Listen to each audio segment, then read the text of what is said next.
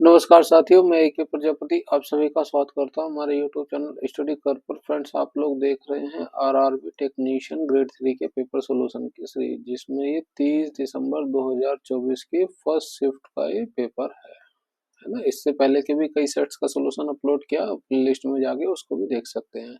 जितने ज्यादा number of question की प्रैक्टिस करेंगे आपके आने वाले एग्जाम के लिए बहुत ही हेल्पफुल रहेगा। ठीक है, चलिए शुरू करते हैं आज के क्वेश्चन।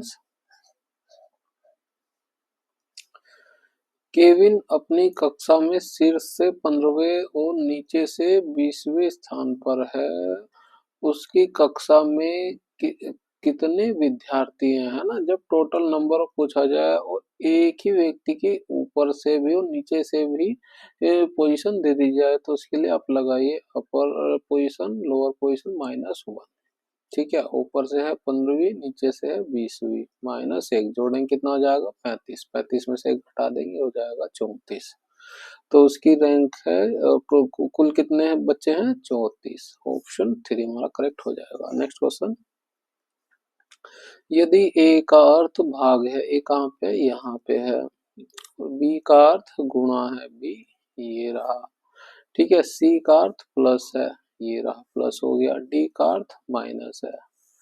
तो समीकरण में प्रश्न चिन्ह के स्थान पर क्या आएगा, अब इसको सोल्व करना है। तो सबसे पहले भाग करें, 4 से भाग करेंगे, ये 5 बार में चला जाएगा, है ना।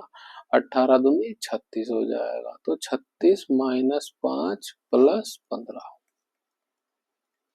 कितना हो जाएगा 46। ऑप्शन 2 हमारा यहाँ पे करेक्ट हो जाएगा। नेक्स्ट क्वेश्चन,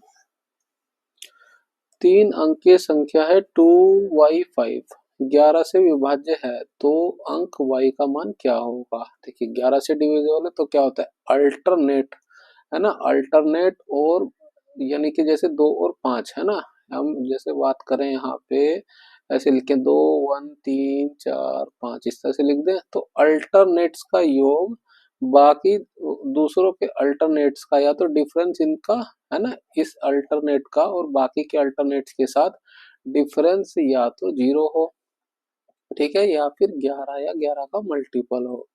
ठीक है, तो यहाँ पे 11 से विभाज्य है, ये 11 के डिविजिबिलिटी रूल है। ठीक है, अब इसको याद रखिए।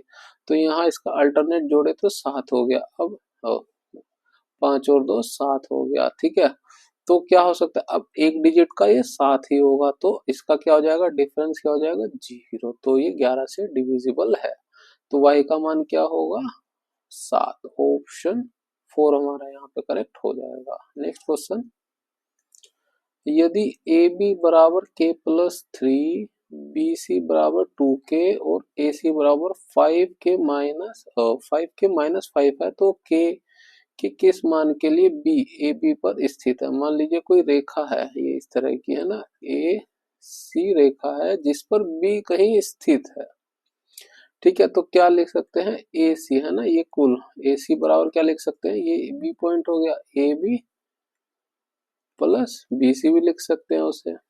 ठीक है, तो ए सी की वैल्यू कितनी दी है 5k-5, ए बी की वैल्यू कितनी दी है k+3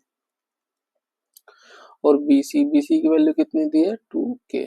बस इसको सोल्व कर दीजिए, ये कितना हो जाएगा 3, 3 को इधर ले आएंगे, ये हो जाएगा घट जाएगा 2k बचेगा। ठीक है, ये माइनस का 5 है, इधर आके जुड़ जाएगा, 5 3 8 हो जाएगा, 2 से चला जाएगा, तो k की वैल्यू कितनी हो जाएगी 4। k का मान ही पूछा था, तो k का मान कितना निकला 4। ऑप्शन 3 हमारा यहाँ पे करेक्ट हो जाएगा। नेक्स्ट क्वेश्चन, वे से गतिमान एम द्रव्यमान की किसी वस्तु का संवेग क्या होगा। संवेग का फॉर्मूला क्या होता है मास इनटू वेलोसिटी। ऑप्शन जो 4 हमारा करेक्ट हो जाएगा। इसकी यूनिट क्या हो जाएगी केजी मीटर पर सेकंड, है ना। मास की यूनिट केजी और वेलोसिटी की मीटर पर सेकंड, इसको भी आप याद रखिए। नेक्स्ट क्वेश्चन, निम्नलिखित में से किस तत्व एक परमाणु होता है ना। एटॉमिसिटी पूछी गई है हीलियम, हीलियम को हमेशा ऐसे सिंगल लिखते हैं, तो उसकी एटॉमिसिटी 1 होती है, ये हमारा करेक्ट हो जाएगा। नाइट्रोजन को कैसे लिखते हैं N2, तो इसकी एटॉमिसिटी क्या होती है 2। हाइड्रोजन को भी इस तरह से लिखते हैं, ऑक्सीजन को इस तरह से, तो इन सब की बाकी की एटॉमिसिटी कितनी है 2। ठीक है, आप इसको याद रखिए। नेक्स्ट क्वेश्चन, निम्नलिखित कथनों में से पुनरुत्थान है ना, पुनर्जनन से संबंधित गलत कथन की पहचान करनी है हमें, ठीक है। हाइड्रा और प्लेनेरिया जनन की पुनर्जनन विधि दर्शाते हैं, बिल्कुल सही है ना। जो बडिंग होती है वो रीजनरेशन की वजह से एक साइड ग्रो होता है, ठीक है।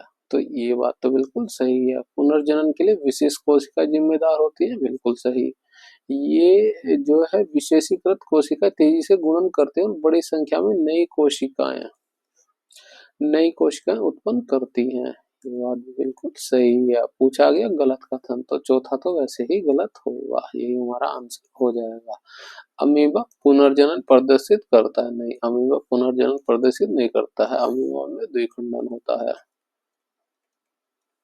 ठीक है। आप इसको याद रखिए। नेक्स्ट क्वेश्चन, भारतीय क्रिकेट कंट्रोल बोर्ड ने सचिव जयशाह ने पेरिस ओलंपिक 2024 के लिए भारतीय दल के समर्थन के रूप में भारतीय ओलंपिक संघ को कितनी राशि प्रदान की?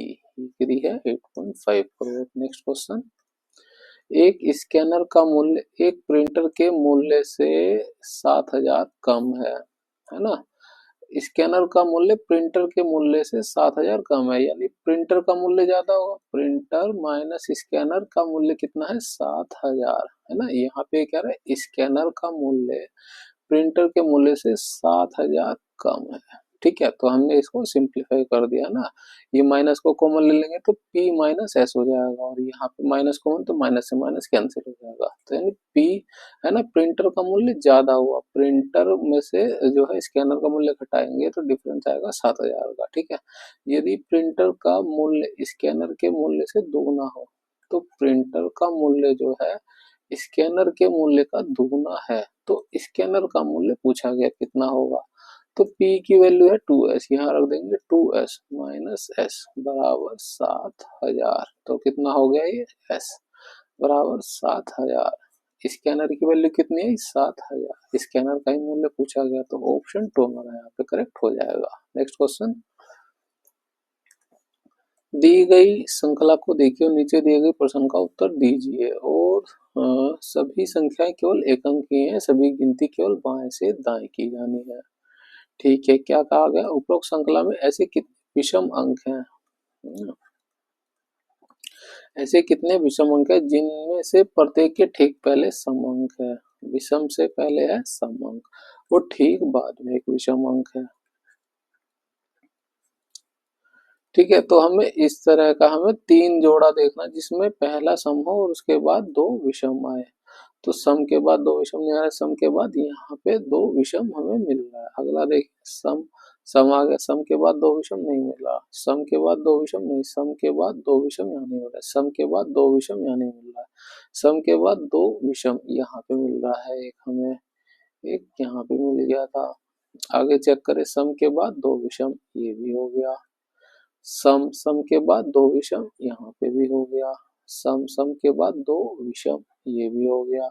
सम के बाद 2 विषम नहीं हो रहे हैं, तो हमें कितने मिले? 1 2 3 4 5, इस तरह के 5 जोड़े मिले, तो ऑप्शन हमारा 3 करेक्ट हो जाएगा, 3 का 5। नेक्स्ट क्वेश्चन, अंग्रेजी वर्णमाला क्रम के आधार पर दी गई श्रृंखला में प्रश्न चिन्ह के स्थान पर निम्नलिखित में से कौन सा विकल्प आना चाहिए? ठीक है, पहले पहले नंबर ले लेते हैं। ए का नंबर होता है 1, ई का होता है 5, एल का होता है, आई का होता है 9, एम का होता है 13। तो डिफरेंस कितना है? प्लस के 4 का। यहाँ पे भी प्लस के 4 का, यहाँ पे प्लस के 4 का। तो 13 में प्लस 4 कर देंगे तो क्या हो जाएगा? 17। 17 किसका होता है? क्यू का। तो क्यू इसमें है, इसमें है, तो अगला डिजिट चेक करते हैं, है ना। डी डी का नंबर होता है 4, एच का होता है 8, एल का होता है 12, पी का होता है 16। तो प्लस 4 प्लस 4 प्लस 4, 16 4 कितना हो जाएगा? 20। 20 किसका नंबर होता है? टी का। क्यों के बाद आएगा टी, वो इसमें आ रहा है, तो ऑप्शन 1 हमारा यहाँ पे करेक्ट हो जाएगा। नेक्स्ट क्वेश्चन, फ्लोएम में निम्नलिखित में से कौन सी कोशिका मृत कोशिका होती हैं? ये होती है फ्लोएम फाइबर, आप इसको याद रखिए। नेक्स्ट क्वेश्चन, मेंडल ने मटर के पौधे के अनेक विपर्यासी लक्षणों का अध्ययन किया जो स्थूल रूप से दिखाई देते हैं। दिए गए कथनों में कौन से विकल्प नीचे दिए गए स्थान को उपयुक्त रूप से भरता है ना। तो गोल झुर्रीदार बीज, लंबे और बौने पौधे, सफेद और बैंगनी फूल का अध्ययन किया गया। तो ऑप्शन 4 हमारा करेक्ट हो जाएगा। यहाँ पे आपको ये याद ही रखना पड़ेगा, है ना। नेक्स्ट क्वेश्चन, डिजिटल भुगतान सेवाओं के सुरक्षित उपयोग के बारे में जागरूकता बढ़ाने और स्कैम को रोकने के लिए भारत की निम्नलिखित में से किस संस्था ने यूपीआई सुरक्षा जागरूकता अभियान मैं मूर्ख नहीं हूँ आरंभ किया है? वो किया है भारतीय राष्ट्रीय भुगतान निगम ने, एनपीसीआई। नेक्स्ट क्वेश्चन, निम्नलिखित में से कौन सा विकल्प धातु ऑक्साइड और अम्ल के बीच होने वाली अभिक्रिया का सही और संतुलित रासायनिक समीकरण दर्शाता है? वो है ऑप्शन 2, है ना। कॉपर ऑक्साइड जब हाइड्रोक्लोरिक के साथ रिएक्ट करता है तो क्या बनाता है? कॉपर क्लोराइड, और जल का निर्माण होता है। तो यहाँ पे आप क्या कर सकते हैं, आप बैलेंस कर सकते हैं इक्वेशन को चेक करके, है ना। तो Cu जो है HCl तो है ही, है ना। Cu जो है रिएक्ट कर रहा है क्लोरीन के साथ, तो Cu, है ना। Cu एक है, यहाँ पे एक है, क्लोरीन दो है, यहाँ पे दो हो रहा है, तो दो हाइड्रोजन हो गए, यहाँ पे हो रहा है, वो यहाँ पे हो रहा है। तो आप इस तरह से बैलेंस को भी देख करके आप सोल्व कर सकते हैं। तो यहाँ पे ऑप्शन हमारा ट्री 2 करेक्ट हो जाएगा, है ना। ये क्या होता है? कॉपर क्लोराइड, ये काले रंग का होता है। नेक्स्ट क्वेश्चन, निम्नलिखित अभिक्रिया में संतुलित रासायनिक समीकरण की पहचान कीजिए। जब मैग्नीशियम ऑक्साइड को जलाया जाता है ना, जलेगा क्या? ऑक्सीजन के संपर्क में आके, तो क्या बनाएगा? Magnesium oxide. इसकी इक्वेशन बैलेंस क्या होगी? वो ये है, मैग्नीशियम को जब हाफ ऑक्सीजन के साथ रिएक्ट करता है तो MgO बनेगा। यहाँ पे ये देखिए, यहाँ दो मैग्नीशियम हो गया, यहाँ पे दो मैग्नीशियम, तो लेकिन जो है ऑक्सीजन एक ही हुआ। तो यहाँ पे जबकि एक ही ऑक्सीजन है, यहाँ पे दो ऑक्सीजन हो रहा है, यहाँ पे एक ऑक्सीजन हो रहा है, तो ये बैलेंस नहीं है। यहाँ पे दो मैग्नीशियम हो रहा है और यहाँ पे जो है 3 मैग्नीशियम दिखा दिया, तो ये बैलेंस नहीं हुई। ठीक है, यहाँ पे देखिए 3/2 यानी 1.5 ऑक्सीजन है, यहाँ पे एक ऑक्सीजन, तो ये बैलेंस नहीं, तो ये भी कट जाएगा। तो इस तरह से हमारा ऑप्शन 4 करेक्ट हो जाएगा। नेक्स्ट क्वेश्चन, 1 किलोवाट के बराबर होता है 1 किलो में कितना होता है? 1000 वॉट। वॉट क्या होता है? जूल पर सेकेंड। तो क्या हो जाएगा? 1000 जूल पर सेकेंड, है ना। पर सेकेंड को हम ऐसे भी लिख सकते हैं, जूल सेकेंड को ऊपर लेंगे -1। नेक्स्ट क्वेश्चन, एक मशीन के मूल्य में 10% वार्षिक दर से ह्रास होता है, इसका वर्तमान मूल्य 1,62,000 है, तो 2 वर्ष बाद इसका मूल्य कितना होगा? तो वर्तमान में है इसका मूल्य 1,62,000, एक अगले साल क्या हो जाएगी? 10% की कमी हो जाएगी, तो कीमत रह जाएगी 90%। परसेंट को हटा के बटे में 100 लिख दिया। 2 साल का पूछा है तो उसके अगले साल क्या हो जाएगी? अब उस कीमत का भी 90% रह जाएगी, तो ये हो गया। बस सोल्व कर लीजिए। एक जीरो से ये जीरो चली जाएगी, एक जीरो से ये जीरो, ये दो जीरो से ये दो जीरो चली जाएगी। 9 निमा होता है 81, है ना। एक जीरो तो है यहाँ पे, 162 गुणा 81 कर लेते हैं, तो क्या हो जाएगा? 162 हो जाएगा गुणा 8 दूनी 16, हासिल 1, 8 पंच 40, 8 छिंग 48, और एक कितना हो जाएगा? 49, तो ये 4 हो जाएगा। 8 4 12, बस इसको जोड़ लीजिए, 2 6 2 12, 9 10, 1 हो जाएगा, 12 और 1 13, 13122। एक जीरो यहाँ पहले से थी तो ये भी लगा देंगे, पूरी वैल्यू क्या हो जाएगी? 1312220, 1312220, ऑप्शन 2 हमारा करेक्ट हो जाएगा। नेक्स्ट क्वेश्चन, ए और बी एक काम को 12 दिन और 16 दिन में कर सकते हैं, दोनों 3 दिन काम करते हैं। तो यहाँ हम निकाल लेते हैं, पहले तो टोटल वर्क है। ए काम करता है 12 दिन में काम कर सकता है, बी जो है उसी काम को 16 दिन में कर सकता है। यहाँ से हम एलसीएम ले तो क्या हो जाएगा?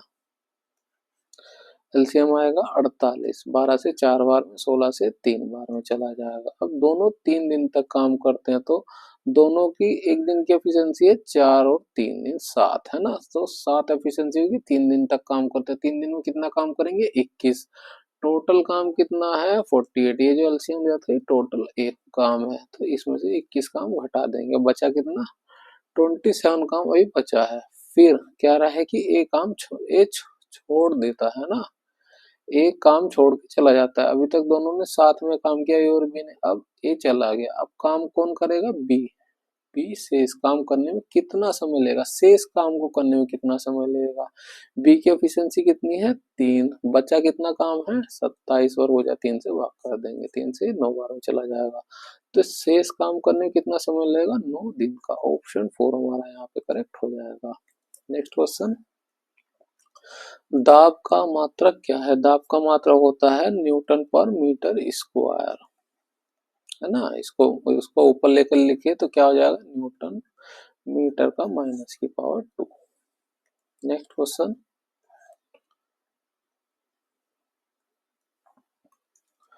प्रदन्या ने अपनी 16 साल की बेटी के नाम 2 लाख रुपए का निवेश एक ऐसी योजना में किया जिसमें 8% वार्षिक दर पर चक्रवर्ती ब्याज दिया जाता है, जो वार्षिक रूप से संयोजित होता है। जब उसकी बेटी 18 वर्ष की हो जाएगी तो बेटी को प्राप्त होने वाली कुल कितनी धनराशि होगी, ये पूछा गया है ना। तो जब 16 साल की थी तब जो है निवेश किया गया 2 लाख का, और 18 होने पर पूछा गया, है ना।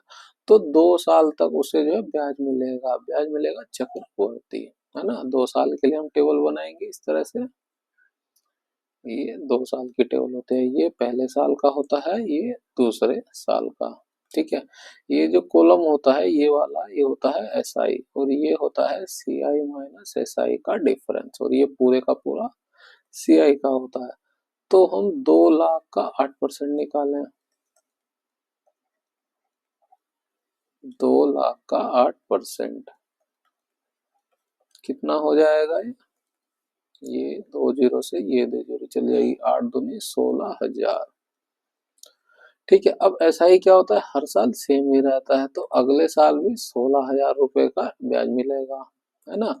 सीआई में क्या होता है, जो पहले साल जो 16,000 मिला होता है, इस 16,000 पर भी जो है 8% का ब्याज मिलेगा। ठीक है, तो ये 2 जीरो से ये 2 जीरो चली जाएगी, इस किससे गुणा कर देंगे, 16 8 कितना होता है? 128, 1280। ये ब्याज कुल है, जोड़ लीजिए, है ना। पूरा एससीआई का होता है तो जोड़ने 16 16 32, 32 और 1 33, 33,280, 33,280 रुपए का तो ब्याज ही मिलेगा, है ना। और 2 लाख रुपया भी मिलेगा उसे, दो जो है 18 वर्ष की उम्र पे, तो ये हो जाएगा 2,33,280। ऑप्शन 2 हमारा करेक्ट हो जाएगा यहाँ पे। नेक्स्ट क्वेश्चन, यदि 2 न्यूटन का बल m1 द्रव्यमान 8 मीटर प्रति सेकंड का त्वरण और m2 द्रव्यमान 15 मीटर प्रति सेकंड का त्वरण देता है, तो कुल द्रव्यमान कितना होगा यदि दोनों द्रव्यमानों को एक साथ बांध दिया जाए तो? ठीक है, तो यहाँ पे 2 न्यूटन का बल जब इस पे लगाया जाता है m1 द्रव्यमान पर, तो त्वरण इतना होता है, तो F बराबर होता है मास इंटू एक्सलेशन। यहाँ से मास निकाल लेते हैं तो क्या हो जाएगा, फोर्स अपॉन एक्सलेशन। फोर्स कितना लग रहा है, 2 न्यूटन का, एक्सलेशन 8 का, तो ये भाग करेंगे 1/4 हो जाएगा, ये हमें निकला m1 का। ठीक है, m2 का भी ऐसे ही निकाल लेंगे, m2 क्या इतना फोर्स तो यही लग रहा है अभी 2 न्यूटन का, है ना। दूसरा मास है तो एक्सलेशन लग रहा है यहाँ पे 15 मीटर पर सेकंड का, ये हो गया, है ना। एक द्रव्यमान हमें m1 ये मिला, m2 ये मिला, अब कुल द्रव्यमान पूछा है दोनों को जब बांध दिया जाए तो बस दोनों को जोड़ दीजिए, m1 plus m2, 1/4 plus 2/15, LCM लेंगे कितना आएगा, 60, 60 से 4 60 हो जाएगा एलसीएम, 60 से 60 को 4 से भाग करेंगे तो ये 15 हो जाएगा, 15 से भाग करेंगे तो ये 4 हो जाएगा, 4 दूनी 8, ना। 15 और 8 कितना होता है, 23, 23/60।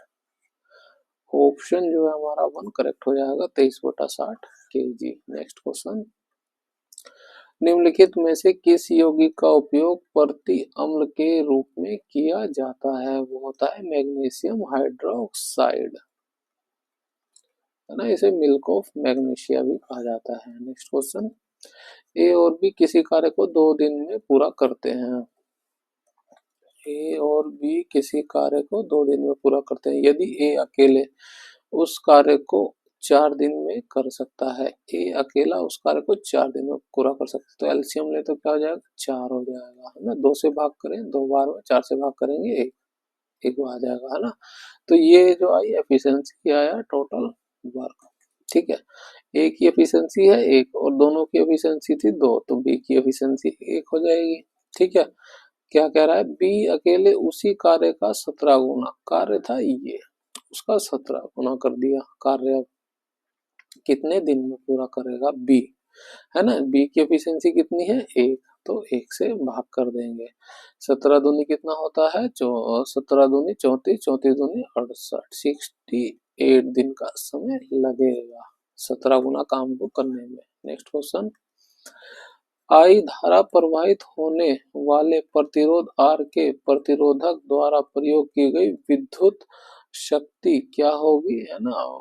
जो है शक्ति क्या होता है, P इक्वल टू वी आई, और इसे जो है रेजिस्टेंस की टर्म में लिखेंगे, V को हटा देंगे तो क्या हो जाएगा, V बराबर आई आर होता है, इसको इसमें रखेंगे तो क्या हो जाएगा, आई स्क्वायर आर।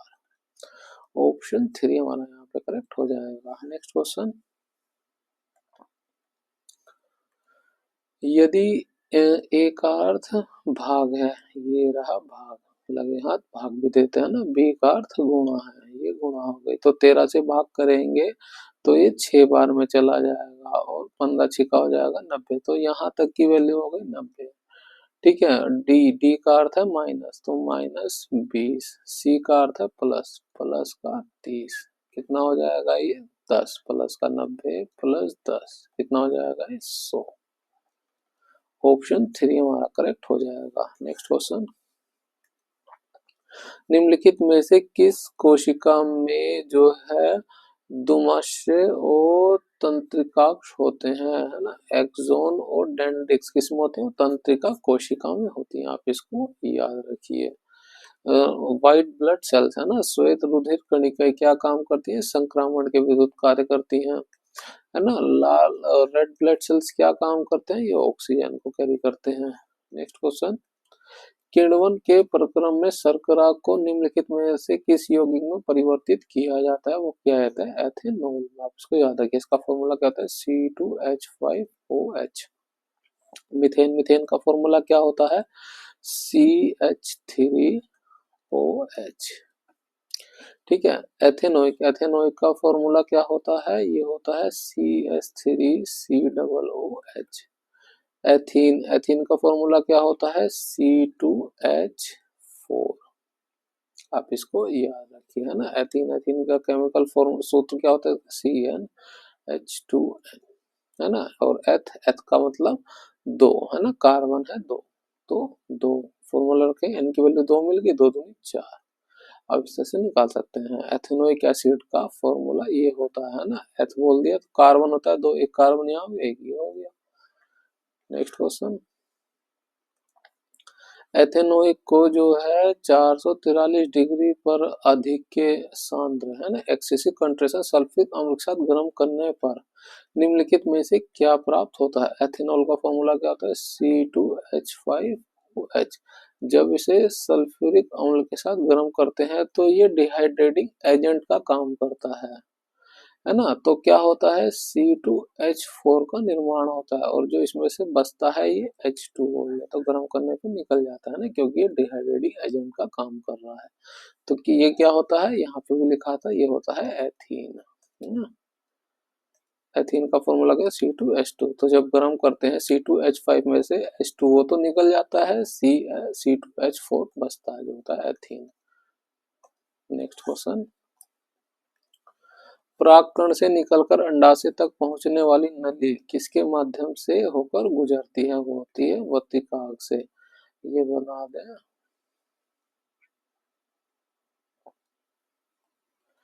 ठीक है।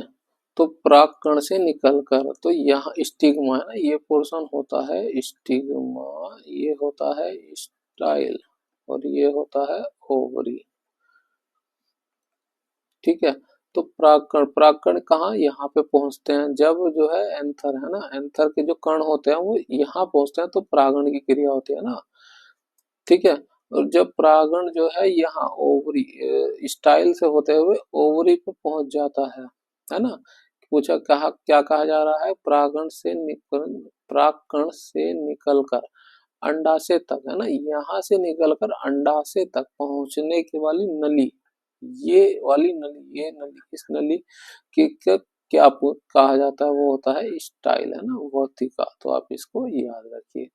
एंथर क्या होता है, जिसमें परागकण होते हैं, है ना, ये होता है एंथर, जिसमें कह लीजिए मेल पार्ट होता है, ये पूरा मेल पार्ट होता है, इसमें होते हैं कण वो। और ये होता है फिलामेंट पोर्शन, फिलामेंट, ये एंथर। ठीक है, आप इसको याद रखिए। नेक्स्ट क्वेश्चन, अधिवक्र हार्मोन से संबंधित निम्नलिखित में से कौन से विकल्प सही है। हृदय तेजी से धड़कता है, बिल्कुल सही। श्वसन दर बढ़ जाती है, बिल्कुल सही। रक्तचाप कम हो जाता है, नहीं, रक्तचाप भी बढ़ जाता है ना, आप इसको भी याद रखिए। तो ये तो गलत हो गया, सही पूछा है। तो पहला और दूसरा ऑप्शन 2 हमारा करेक्ट हो जाएगा, केवल 1 और 2। नेक्स्ट क्वेश्चन, जब एक धनराशि पर 12.5% वार्षिक साधारण ब्याज की दर पर निवेश की जाती है तो वह धनराशि 2 वर्षों में, ठीक है, 8,250 हो जाती है। एक वर्ष में साधारण ब्याज कितना होगा, ये पूछा गया है। अब साधारण ब्याज 2 वर्ष का है ना, 2 वर्ष में कोई धनराशि जो है 8,250 हो जाती है। वो धनराशि क्या होगी, उसमें 100% एक तो मूलधन होगा प्लस 2 वर्ष का ब्याज होगा। तो 2 वर्ष का एसआई, एसआई कितना दिया, 12.5% है ना, इसकी इससे गुणा कर दें कितना हो जाएगा, ये 25% हो जाएगा। और ये 100% है, तो जोड़ दें कितना हो जाएगा, 125% की वैल्यू दी है 8,250। ठीक है, एक वर्ष का साधारण ब्याज पूछा है, एक वर्ष का साधारण ब्याज परसेंटेज कितना है, 12.5 जो दिया हुआ है। तो 12.5% की वैल्यू को निकालने से हम मान लें एक्स, क्रॉस मल्टीप्लाई कर दे तो क्या हो जाएगा, ये इधर आ जाएगा, 8,250 गुणा 12.5% बटे में हो जाएगा 125%। ठीक है, हालांकि ये डायरेक्टली दिख रहा था, आप इससे काटेंगे, ठीक है, ये इससे 10 बार में चला जाएगा, 0 से ये 0, तो कितनी हो जाएगी एक्स की वैल्यू, 8,825। ऑप्शन जो है 1 हमारा यहाँ पे करेक्ट हो जाएगा। नेक्स्ट क्वेश्चन, जब m द्रव्यमान की एक वस्तु को गुरुत्व बल के विपरीत ऊंचाई तक उठाया जाता है तो वस्तु की स्थितिज ऊर्जा कितनी हो जाती है, वो हो जाती है mgh। mgh में वृद्धि होगी, भाई कोई वस्तु रखी है उसे जो ऊपर उठाया जा रहा है तो इतना कार्य करना पड़ेगा, क्या हो जाएगा, mgh। स्थितिज ऊर्जा का फॉर्मूला याद रखिए। जैसे जैसे हाइट बढ़ती है स्थितिज ऊर्जा उसकी बढ़ती जाती है। नेक्स्ट क्वेश्चन, ये इक्वेशन दी है को सरल करना है, सबसे उपयुक्त भिन्न का चयन कीजिए, है ना। ये हो गया 2.46, यहाँ पे भी हमने मान लिया इसे a और 1.46 को मान लिया b। तो a यहाँ पे भी और a यहाँ पे, तो क्या हो जाएगा, ऊपर a स्क्वायर हो जाएगा, b ये है, b ये है, तो क्या हो जाएगा, b स्क्वायर। ये a हो गया, ये b हो गया, तो a माइनस b हो गया। ये a square minus b square हुआ, क्या हो गया, एक बार प्लस होता है, ये एक बार माइनस होता है, बटे में a माइनस बी है, इससे ये कैंसिल हो जाएगा, ये हुआ a प्लस बी। a की वैल्यू कितनी है हमने 2.46 प्लस b की वैल्यू कितनी है 1.46, इसको जोड़ देंगे 6 6 12 का 2, 4 4 8 और 1 9 हो जाएगा, 2 और 1 3, 3.92 इसकी वैल्यू हो जाएगी। यहाँ पे दिया है 392, 3.92 था तो दशमलव हटाएंगे, बटे में क्या हो जाएगा 100, 392 बटे में 100। ऑप्शन 3 हमारा यहाँ पे करेक्ट हो जाएगा। नेक्स्ट क्वेश्चन,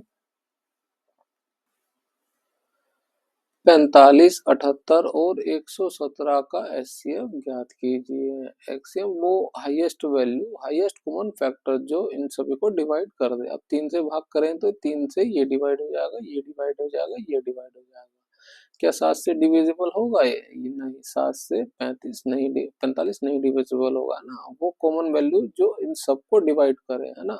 तो ये 7 से नहीं होगा तो एचसीएफ 7 नहीं होगा। 9 से, 9 का देखिए क्या होता है कि दोनों को जोड़ने पर 9 या 9 का मल्टीपल, तो ये तो हो रहा है 5 4 9, ये देखें नहीं, ये जो कितना हो रहा है 8 7 15, तो ये 9 का मल्टीपल नहीं हुआ, तो ये डिविजिबल नहीं हो, तो ये भी नहीं हो सकता उसका वैल्यू। 5 5 से क्या होता है लास्ट डिजिट 5 हो या 0 हो, तो ये तो 5 है, ये डिविजिबल नहीं है, ये डिविजिबल नहीं है, तो ये भी नहीं होगा, तो क्या बचा ऑप्शन यही हमारा आंसर हो जाएगा। नेक्स्ट क्वेश्चन, एक खिलौने का क्रय मूल्य 210 है, इसकी अधिकतम खुदरा एमआरपी कितना होना चाहिए ताकि 5% की छूट देने पर दुकानदार को 90% का लाभ हो। देखिए कोई वस्तु जो होती है मार्क प्राइस होता है, जब उसमें छूट दे देंगे, छूट देने कितनी रह जाएगी कीमत उसकी 95% रह जाएगी, है ना। छूट देने के बाद वो उसका सेलिंग प्राइस हो जाता है, ठीक है, तो ये सेल प्राइस हो गया। और कॉस्ट प्राइस दिया हुआ 100%, ठीक है, और सेल प्राइस यहाँ पे लिख देते हैं ऐसे ही, कॉस्ट प्राइस बराबर हो गया 100%, ठीक है। बाद में जो दुकानदार को 90% का लाभ होता है, ठीक है, तो सेलिंग प्राइस कितना हो जाएगा 190%, ठीक है, सेलिंग प्राइस हो जाएगा 190%, ठीक है। यहाँ पे हो गया सेलिंग प्राइस 90%, किसका, ये कॉस्ट प्राइस का 190% हो जाएगा ना, सेलिंग प्राइस हो जाएगा कॉस्ट प्राइस का 190%, तो ये वैल्यू इसके बराबर हो जाएगी, बस इसको रख दीजिए, मार्क प्राइस गुणा 95% बराबर हो जाए कॉस्ट प्राइस कितना है, वो है 210 रुपये गुणा 190%, है ना।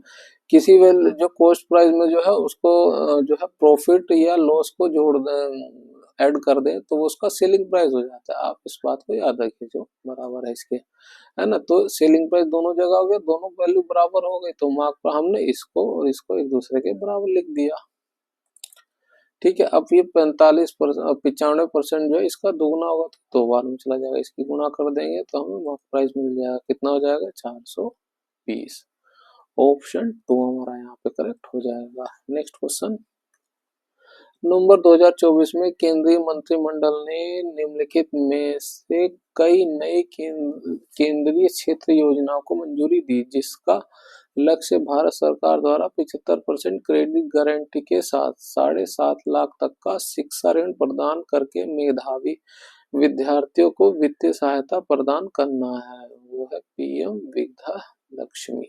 नेक्स्ट क्वेश्चन, निम्नलिखित में से कौन सा रक्त का एक कार्य नहीं है, ठीक है, क्या है, ट्रांसपोर्ट वेस्ट मटेरियल्स, है ना, अपशिष्ट पदार्थों का परिवहन रक्त के द्वारा ये किया जाता है। श्वेत सर help to synthesise of starch, नहीं, स्टार्च का जो है ये सिंथेसाइज नहीं करता, तो ये बात गलत हो जाएगी, बाकी चीजें करें। परिवहन हार्मोन्स का परिवहन करता है, गैसों का परिवहन, है ना, मेजरली क्या होता है ऑक्सीजन को लेकर जाता है, तो गैसें भी आ गई, ये भी हो गया, ये भी हो गया, ये भी हो गया, क्या नहीं हुआ ये।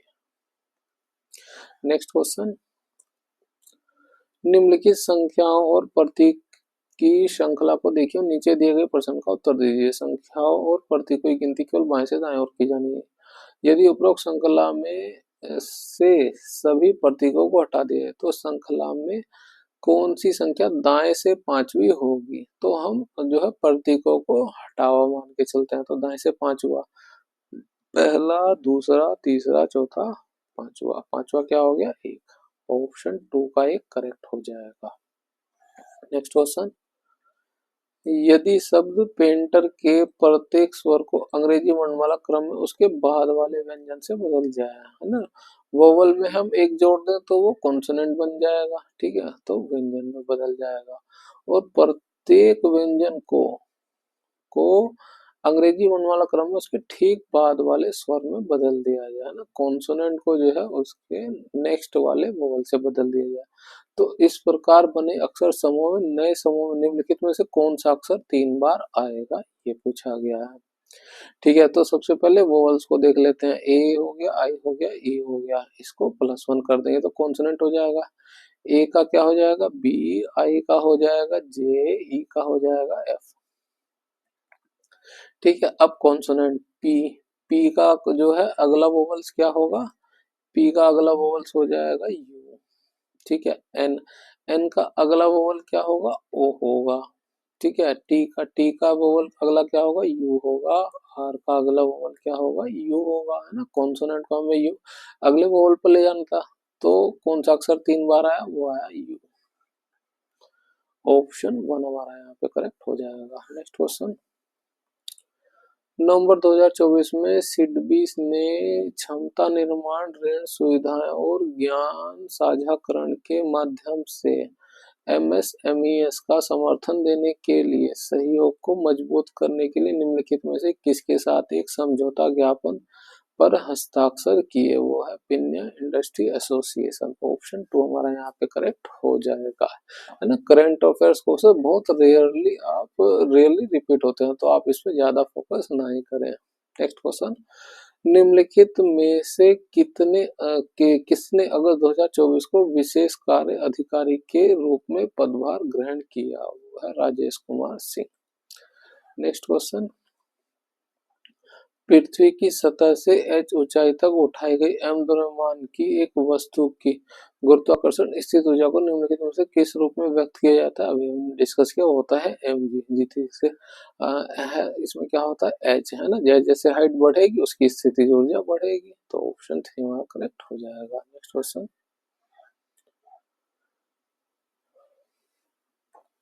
निम्नलिखित में से कौन सा विषमांगी मिश्रण का सर्वोत्तम उदाहरण है ना। विषमांगी मिश्रण जो पूरी तरह से ना मिले।